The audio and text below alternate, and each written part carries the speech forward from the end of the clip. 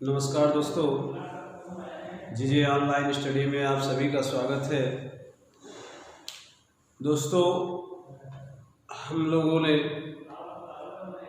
इतिहास की चर्चा की थी और इतिहास में भी प्राचीन इतिहास चल रहा है इसमें।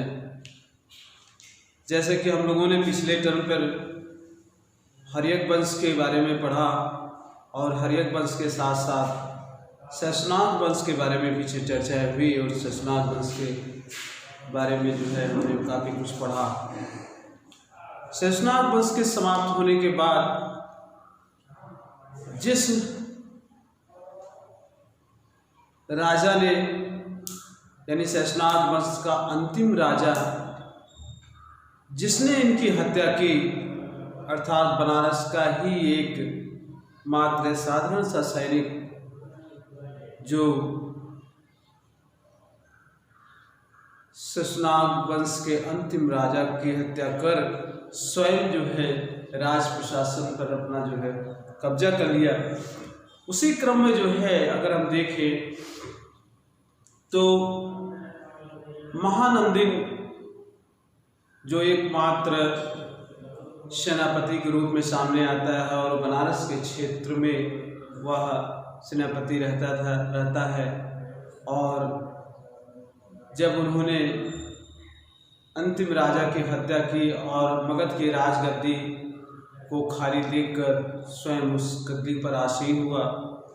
लेकिन कुछ विद्वानों का यह मानना है कि महानंदिन एक ऐसा शासक हुआ जो शैशनाग वंश के अंतिम शैशनाग वंश का अंतिम शासक काफी कमजोर रहा और उसकी पत्नी को अपने प्रेम के जाल में फंसाकर और पत्नी के साथ मिलकर यानी राजा की पत्नी के साथ मिलकर उस अंतिम राजा की हत्या कर दी। कुछ विद्वानों का यह मानना है, जैसे पुराण और महावंश में उल्लेख मिलता है कि नंद वंश 9 राजाओं का जो है वंश है और यह 9 राजाओं में सबसे सर्वप्रथम जो नौ नंद कहे जाते थे उनमें से जो सर्वप्रथम राजा था वह उग्रसेन था, जैसा कि विद्वानों का मानना है। जैसे कि विष्णु पुराण में भी इस प्रकार का उल्लेख है कि नापित पिता और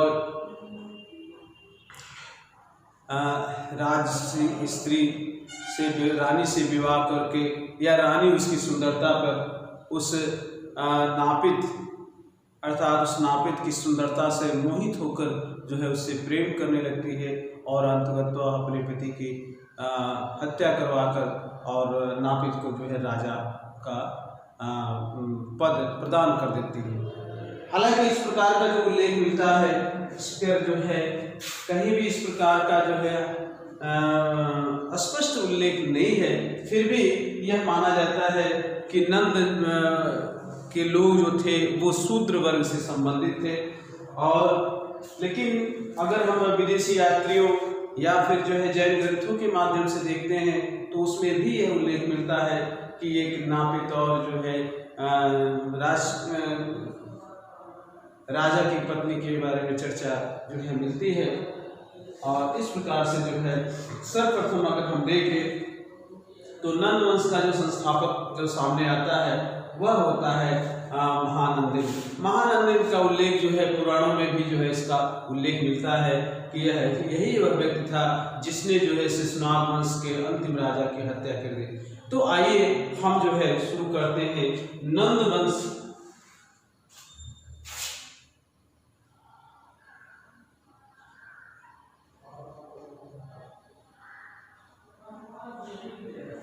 हमने देखा था शैशनाग वंश का जो है अंतिम समय जो आता है यानी शैशनाग वंश यानी 412 से लेकर 344 ईसा पूर्व तक जो है ये शासन करते हैं। वहीं पर जो है जब नंद वंश आते हैं तो नंद वंश का जब शासक जो है गद्दी पर आसीन होता है तो वह 344 ईसा पूर्व से लेकर 300 244 ईसा पूर्व से लेकर जो है 323 ईसा पूर्व तक इस वंश के लोग जो है शासन करते हैं, ईसा पूर्व तक शासन करते हैं।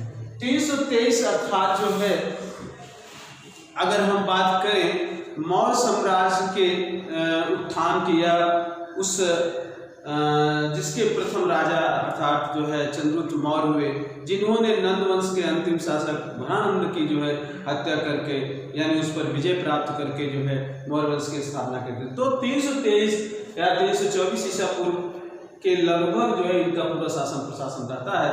इसमें सर्वप्रथम अगर हम बात करें तो उस नंद वंश में जो है महानंदिन की बात आती है, जिन्होंने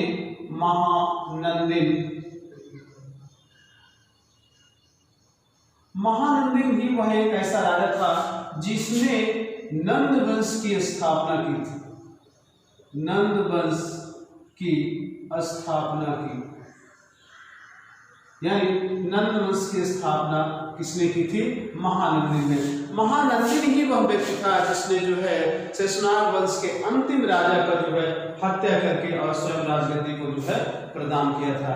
महानंदिन के बाद जहां से जो है इतिहास की जो एक जटिलता सामने आने लगती है, एक चक्रवर्ती सम्राट की जो है भूमिका सामने आने लगती है, जो वह कार्य जो जिसके माध्यम से अभी तक मगध के सिंहासन पर बैठने वाले राजाओं में सर्वाधिक या सबसे शक्तिशाली शासक जो सामने आता है, वह शासक होता है महापद्मानंद।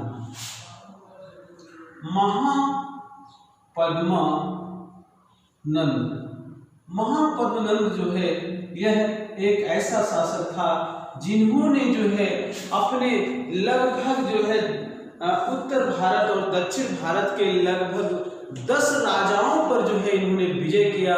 और इनके बारे में कहा जाता है कि इन्होंने जो है क्षत्रियों का सर्वनाश कर दिया था। अर्थात क्षत्रियों का सर्वनाश कहने का मतलब यहाँ पर है कि यहाँ जो है महापद्मानंद ने जो है एक इससे भी यह प्रमाणित होता है कि महापद्मानंद एक शूद्र योनि से जन्म हुआ था, यानी जो पुराणों में उल्लेख मिलता है कि यह एक शूद्र से संबंधित था। तो कहने का मतलब है कि इन्हें जो है सर्वक्षत्रांतक अर्थात क्षत्रियों को संहार करने वाला, और इन्हें महापद्मानंद को एक नाम और मिलता है जिन्हें भार्गव भी कहा जाता था, और भार्गव का जो अर्थ होता है अर्थात परशुराम।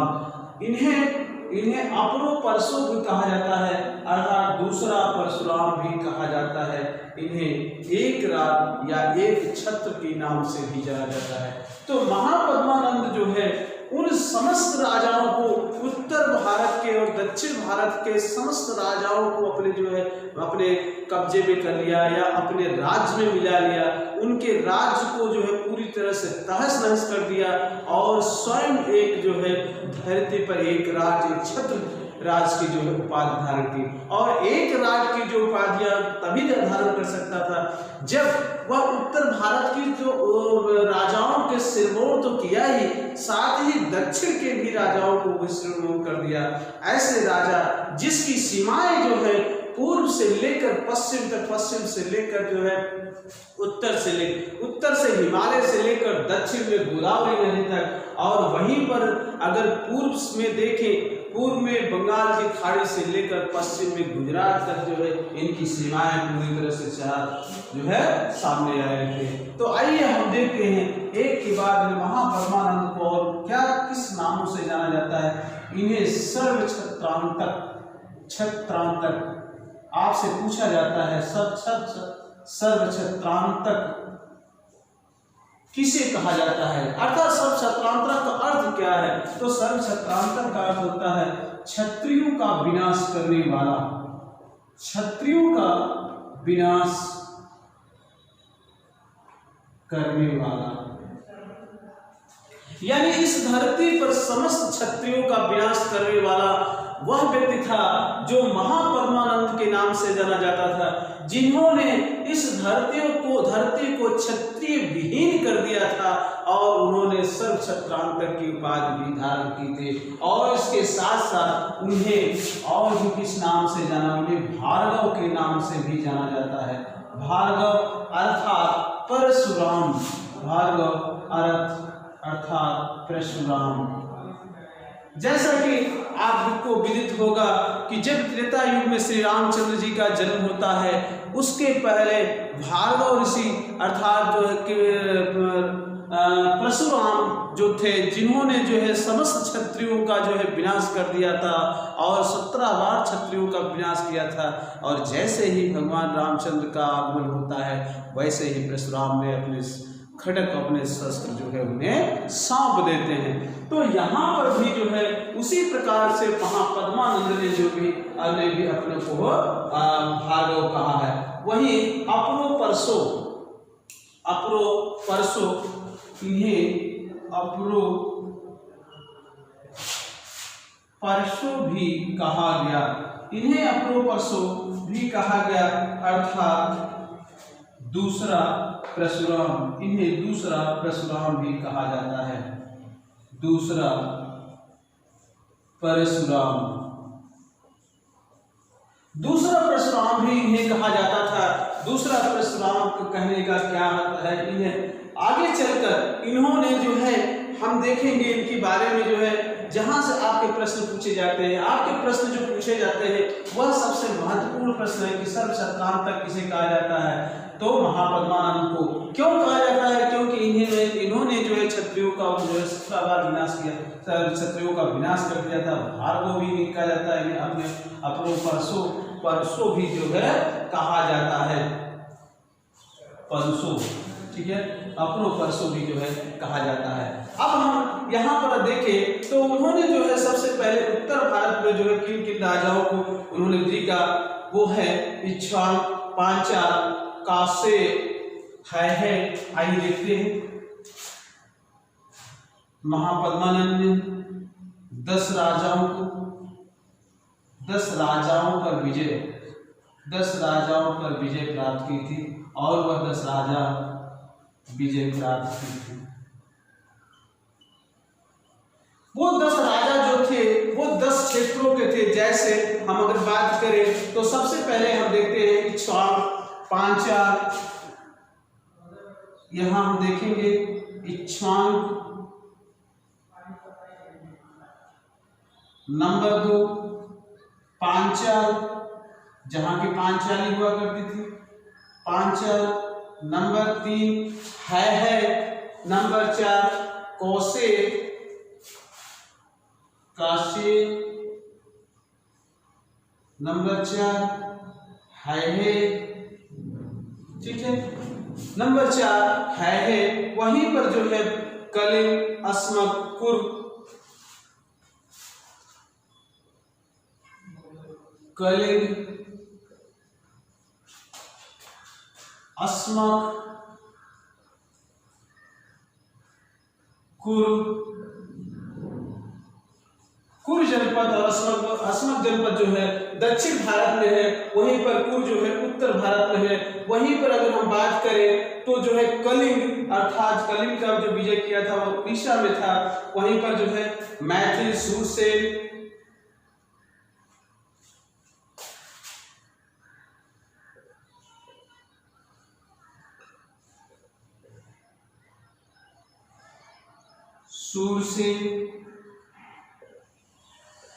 सूरसेन, ठीक है, मैथिल है, सूरसेन है। वहीं पर जो है वीतिहोत्र, 10वां है वीतिहोत्र। इन राजाओं पर विजय प्राप्त करने के बाद उन्होंने ऐसी बड़ी सी बड़ी जो है उपाधियां उन्होंने धारण की। और जब इन्होंने जो है इस 10 राजाओं पर विजय प्राप्त की तो उन्होंने उपाधियां धारण की थी। सर्वक्षत्रांतक, भार्गव, अपरोपरसे, वहीं पर इन्होंने जो है उपाधियों में एक राज की उपाधि धारण की, एक छत्र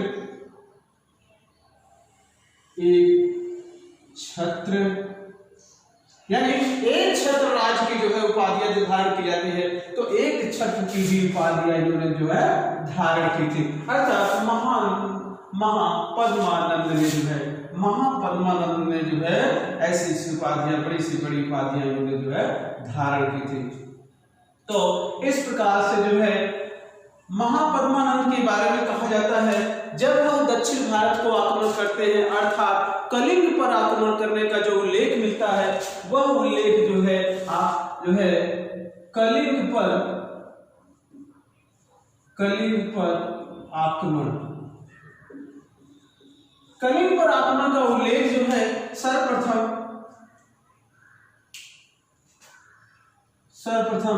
हाथी गुंफा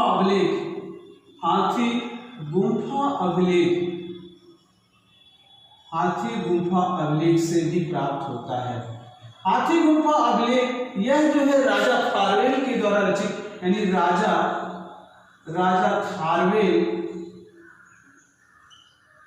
खारवेल का यह अभिलेख है, जिसमें सर्वप्रथम जो है भारत शब्द का उल्लेख इसी अभिलेख में प्राप्त होता है, जिसके बारे में आपसे प्रश्न पूछा जाता है कि भारत शब्द का सर्वप्रथम उल्लेख किस अभिलेख में मिलता है, तो वह अभिलेख आपका है, वह है हाथी गुंफा अभिलेख। हाथी गुंफा अभिलेख में ही से यह ज्ञात होता है कि महापद्मानंद ने जो है कलिंग पर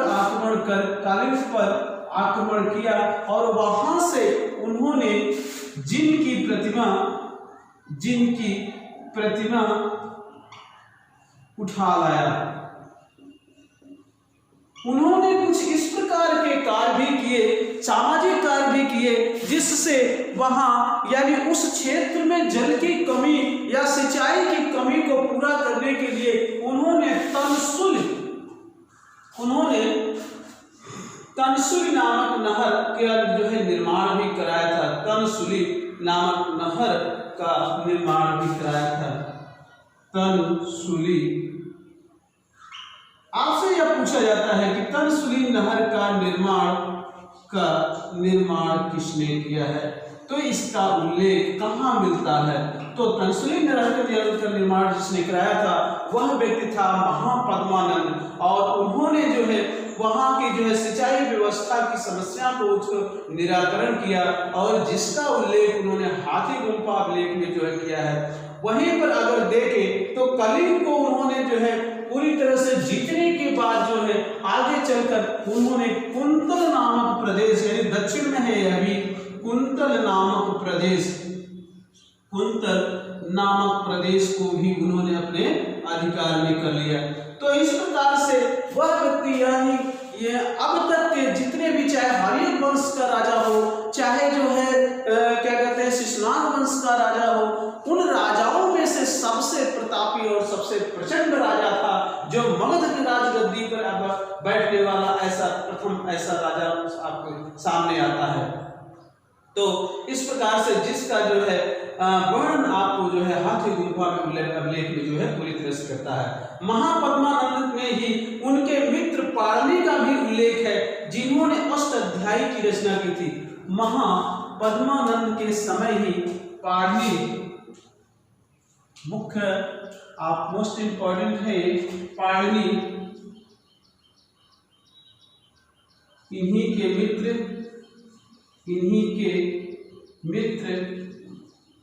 पाणिनि भी हुए। इनके मित्र पाणिनि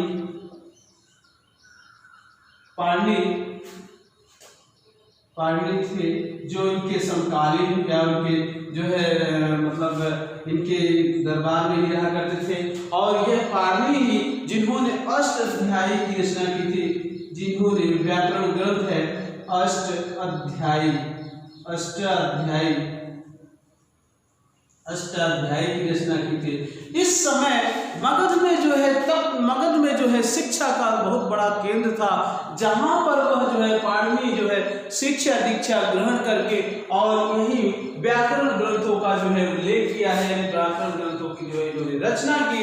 और वह व्यक्ति पाणिनि ही एक ऐसा व्यक्ति था जिन्होंने जो है आगे चलकर जो है क्या कहते हैं इनके घनानंद के समय भी जो है सामने आते हैं। और इस प्रकार से जो है महापद्मानंद के बारे में जो है पूरी तरह से जानकारी प्राप्त होती है। महापद्मानंद के बाद जो है अगर देखा जाए तो घनानंद जो है इसके बाद शासक होते हैं। तो आइए एक बार पूरा इस पर हम जो है विचार करते हैं कि महानंदन के बाद जो है राजगद्दी पर बैठता है।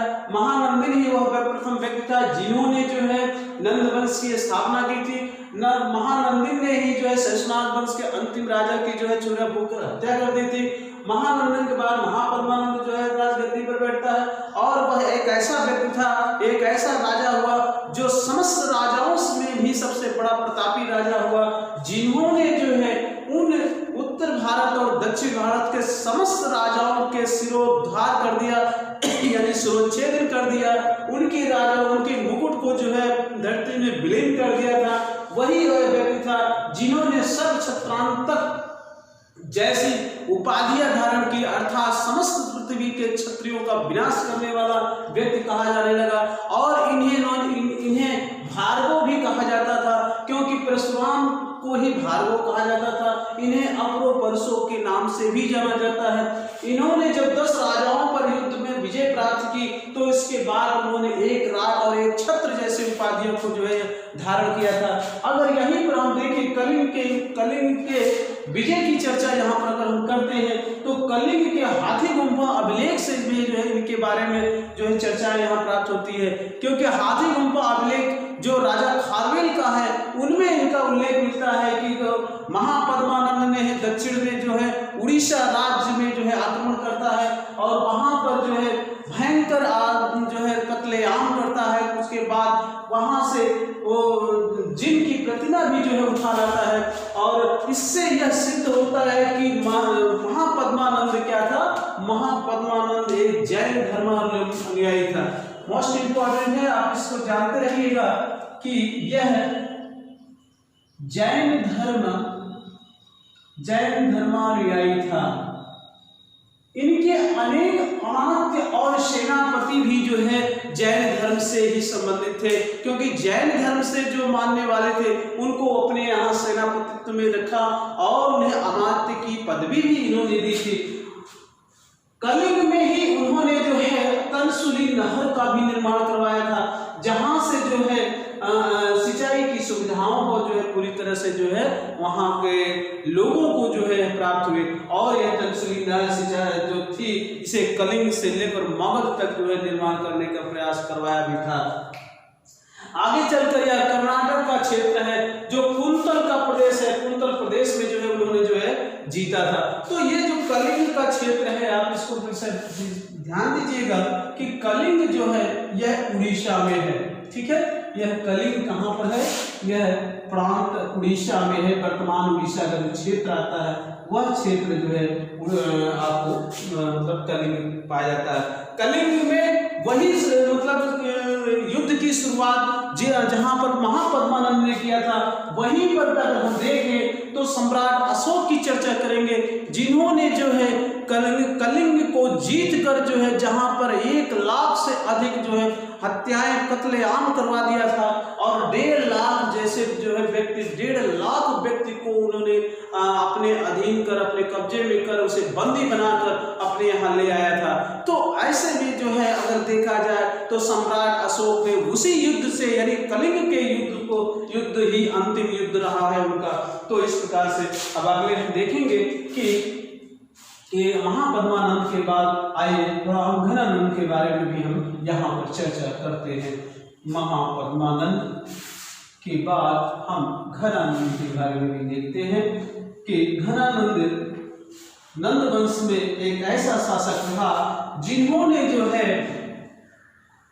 धन के लालच के साथ साथ वह अपने जनता में जो है कोई प्रसिद्धि प्राप्त नहीं की थी। वह जो है अनेक ऐसे कर भी जो है लगा दिए थे जिससे इस राज्य की जो है जनता पूरी तरह से त्राही थी। लेकिन इनका जो सबसे बड़ी बात है कि इन्होंने भी जो है महापद्मानंद की विजयी श्रृंखला को जो है बनाए रखा और महापद्मानंद के जीते हुए प्रांतों को भी उन्होंने जो है सुरक्षित बनाए रखा। तो आइए देखते हैं घनानंद, जिसे अग्रमीज के नाम से भी जाना जाता है। घनानंद घनानंद। घनानंद वह व्यक्ति था जो था तो बड़ा ही प्रतापी, और यह इसे अग्रमीज के नाम से भी जाना जाता है। यूनानी लेखक ने जो है इन्हें जो है अग्रमीज के नाम से संबोधित किए थे।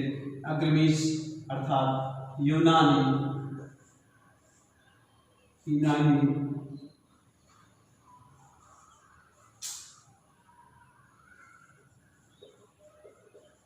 यूनानियों ने इन्हें अग्रमीज कहा। यूनानियों ने इन्हें जो है अग्रमीज कहा। इन्हीं के समय जो है सिकंदर भारत पर आक्रमण करते हैं। यानी किसके समय सिकंदर भारत का आक्रमण करते हैं?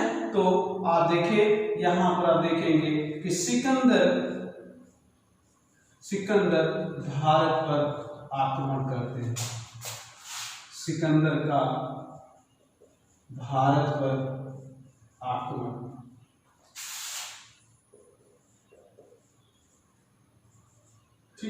सिकंदर का भारत पर आक्रमण जो है किसके समय हुआ था? यानी अग्रमीज या घनानंद के समय हुआ था। और इस समय चंद्रगुप्त मौर्य ने चाणक्य की सहायता से घनानंद की जो है हत्या कर और उनके वंश को ही समाप्त कर दिया था। अगर हम देखें सिकंदर के भारत पर आक्रमण की बात करें तो इस समय तक जो है जब भारत जो है एक भारत था, वहां पर अलग अलग राजाओं से जो है मगध जो है पूरी तरह से जो है विकसित नहीं था।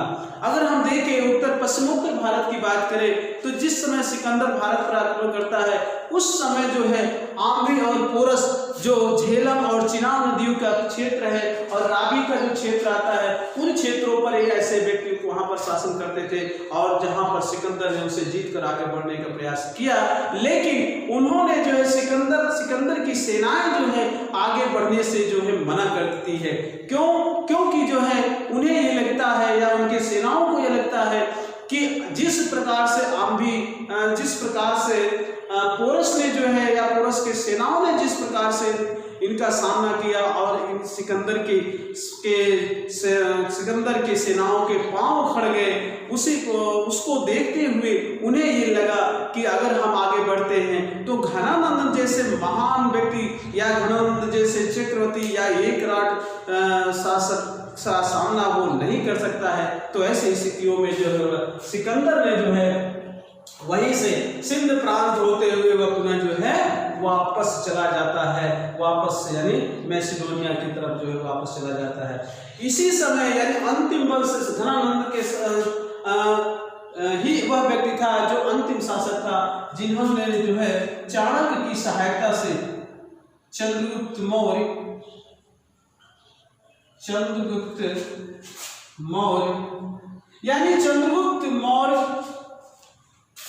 चाणक्य की सहायता से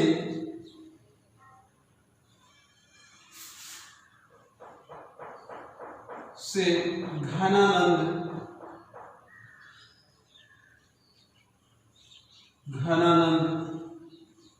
के ऊपर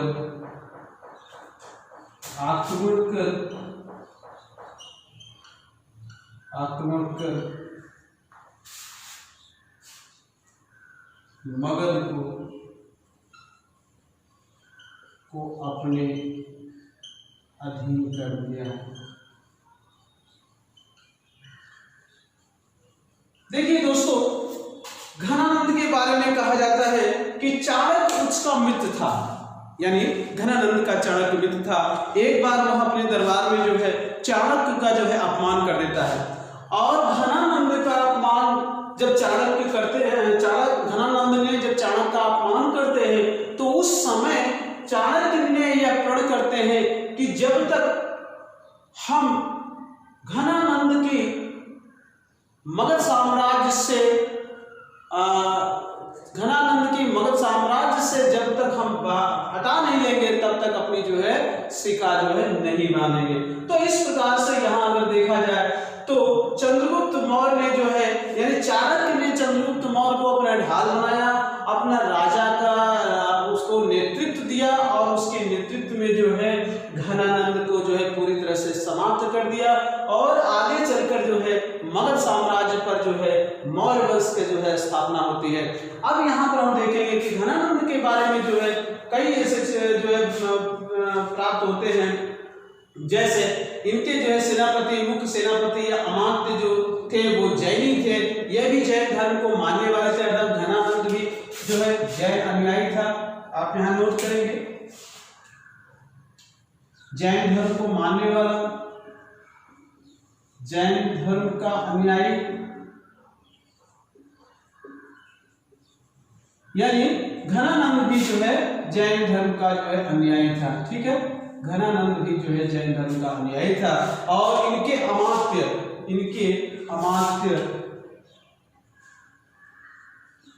अमात्य सक्टाल,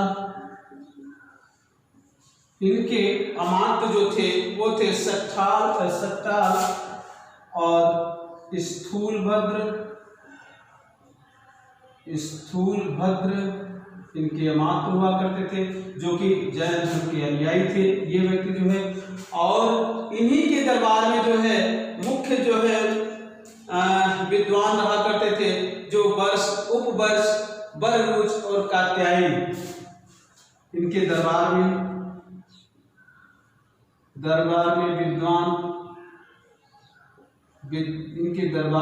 में विद्वान वर्ष, उपवर्ष, बररुच,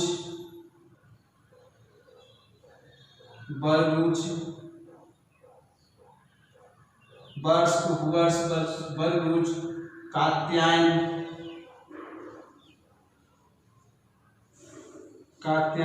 आदि जैसे लोग जो है विद्वान इनके दरबार में रहा करते थे। तो इनका भी दरबार जो है यानी विद्वानों से भरा हुआ था।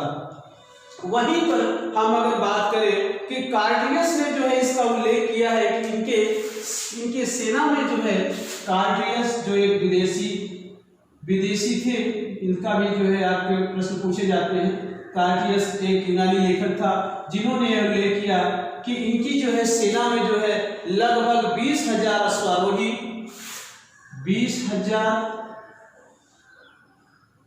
अश्वारोही, 2 लाख पैदल, यानी 2 लाख पैदल सेना थी और 2,000 रथ, 2,000 रथ और 3,000 हाथी। यानी इनकी जो सेना थी वो बहुत ही विराट थी।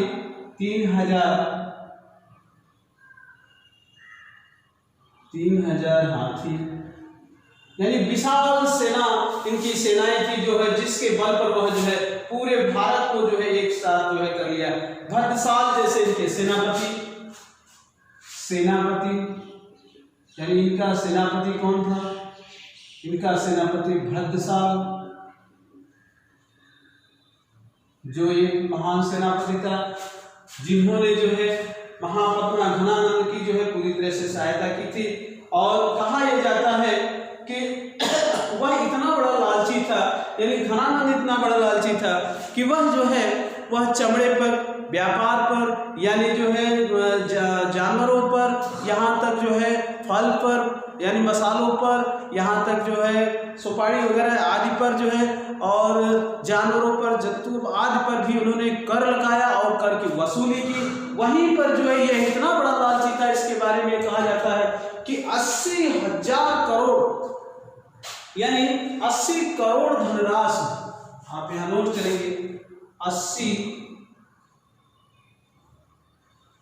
80 करोड़ स्वर्ण मुद्रा, 80 करोड़ स्वर्ण मुद्रा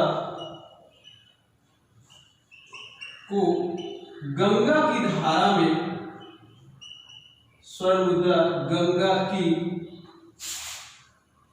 धारा में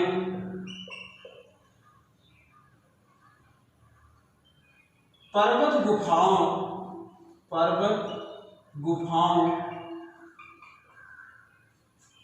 गुफाओं की सुरंगों में गुफा की सुरंग में सुरक्षित रखवा दिया था, सुरक्षित रखवा दिया था।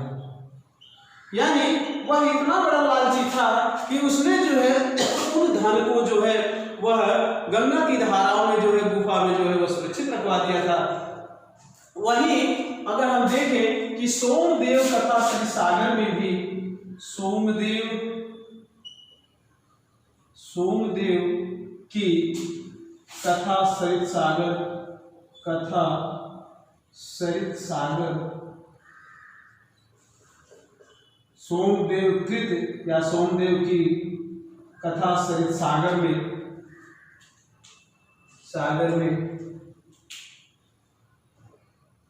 उल्लेख है कि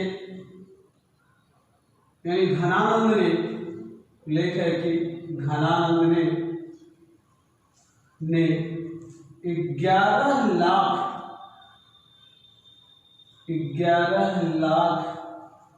स्वर्ण मुद्रा 11 लाख स्वर्ण मुद्रा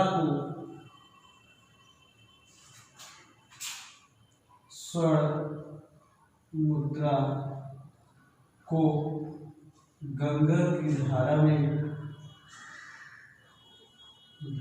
में छुपा दिया।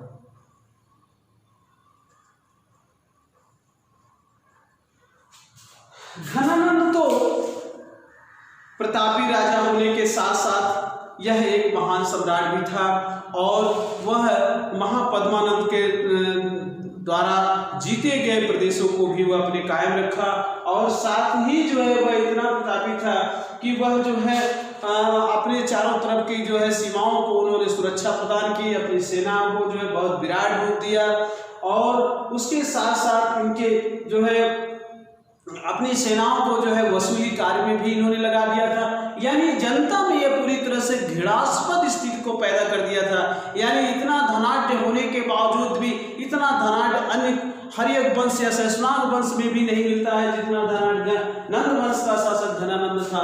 तो ऐसे में जो है अपनी इस घमंडता, अपनी इस जो है वैभवपूर्ण जो है स्थितियों को भी को देखते हुए वह अपने इस शासन प्रशासन को चला, लेकिन वह जनता में उतनी प्रसिद्धि ये नहीं प्राप्त कर सका और इस तरह से इसी क्रम में जो है आगे चलकर चंद्रगुप्त मौर्य ने जो है चाणक्य की सहायता से या चाणक्य ने स्वयं चंद्रगुप्त मौर्य को जो है अपने को मिलाकर जो है मगध के राजगद्दी पर जो है आक्रमण करवाया और जो है मौर्य वंश की यहाँ पर स्थापना करता है।